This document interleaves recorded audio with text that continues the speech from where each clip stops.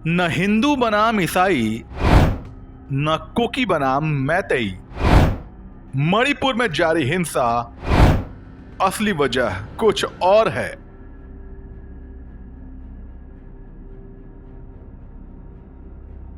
विविधता में एकता को भारत की सबसे बड़ी ताकत माना जाता है, मगर कई बार यही विविधता देश की कमजोरी भी बन जाती है, जैसा कि मणिपुर में देखने को मिल रहा है, जहां दो मूल समुदायों के बीच 3 मई से लगातार झड़पें हो रही हैं। मणिपुर की अंतर्राष्ट्रीय सीमाएं बांग्लादेश, म्यांमार, चीन, भूटान और नेपाल से लगती हैं। ऐसे में इस संवेदनशील राज्य में हालात को अलग अलग नजरिए से देखने, समझने और सबसे ज्यादा संभालने की जरूरत है।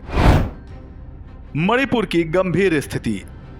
मणिपुर में 3 मई से हिंसा जारी है। अब तक 140 से अधिक लोगों की जान जा चुकी है। उग्र भीड़ ने हजारों घरों को आग के हवाले कर दिया है। और भी ज्यादा डरावना है कि पुलिस शस्त्रागारों से लगभग 4000 हथियार लूट लिए गए और इनमें से बहुत कम की बरामदगी हो पाई है। हाल ही में वायरल एक वीडियो में दिखा कि 2 कुकी महिलाओं को आपत्तिजनक अवस्था में घुमाया गया और भीड़ ने उनके साथ छेड़छाड़ की। इस वीडियो ने पूरे देश में उबाल ला दिया। इससे जाहिर हुआ कि महिलाओं को मणिपुर में लगभग गृह युद्ध जैसी स्थिति का खामियाजा भुगतना पड़ रहा है। पिछले हफ्ते चीफ जस्टिस DY चंद्रचूड़ ने कहा था कि हिंसा को अंजाम देने के लिए महिलाओं को साधन के रूप में इस्तेमाल करना संवैधानिक लोकतंत्र में बिल्कुल स्वीकार्य नहीं है।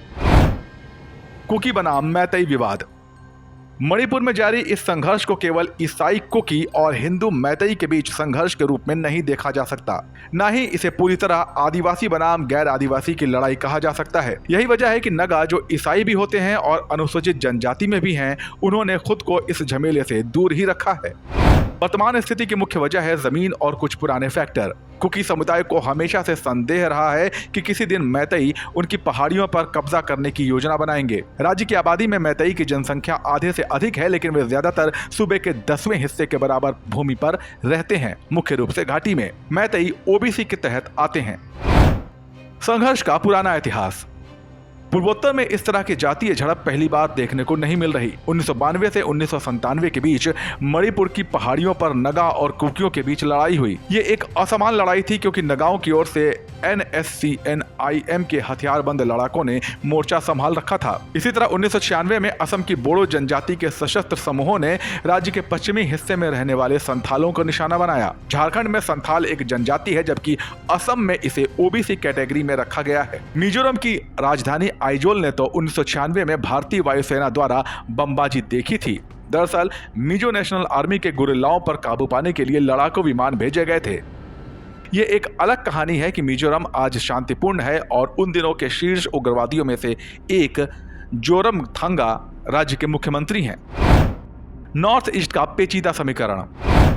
पूर्वोत्तर में अरुणाचल प्रदेश, असम, मणिपुर, मेघालय, मिजोरम, नागालैंड, सिक्किम और त्रिपुरा शामिल हैं। यहाँ भारत की 3.78% आबादी रहती है, जबकि ये देश के कुल क्षेत्रफल का 8% कवर करता है। सिक्किम को छोड़कर इन राज्यों में रहने वाले लोग उग्रवाद के शिकार रहे हैं। पूर्वोत्तर में पिछले 2 दशकों के दौरान सुरक्षा की स्थिति सुधरी है। गृह मंत्रालय के आंकड़ों के मुताबिक साल 2000 में पूर्वोत्तर में उग्रवाद संबंधी 1963 घटनाएं हुई और 903 नागरिकों की हत्या हुई।